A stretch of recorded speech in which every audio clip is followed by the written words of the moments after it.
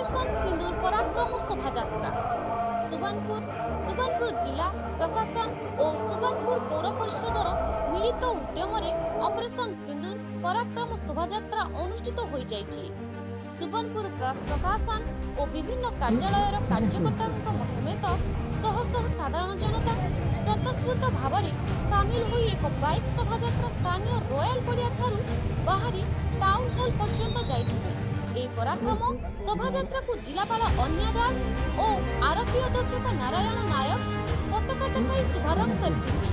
आतंकवादी आक्रमण में पहलगाम रे मृत्युवरण करथिबा निरीह पर्यटकों मृत्युर बदला पाई भारत सरकार आरंभ करथिले ऑपरेशन सिंदूर। स्थलसेना जलसेना वायुसेना ए सिंदूर ऑपरेशन में सामिल होई भारत पाई गर्व और गौरव आनिबा सह सारा विश्व रे आतंकवादी शेष पाई एक आह्वान दर्शक साजिଛନ୍ତି। तेणु सेना पराक्रम भारत गर्वित मन करी ऑपरेशन सिंदूर पराक्रम शोभा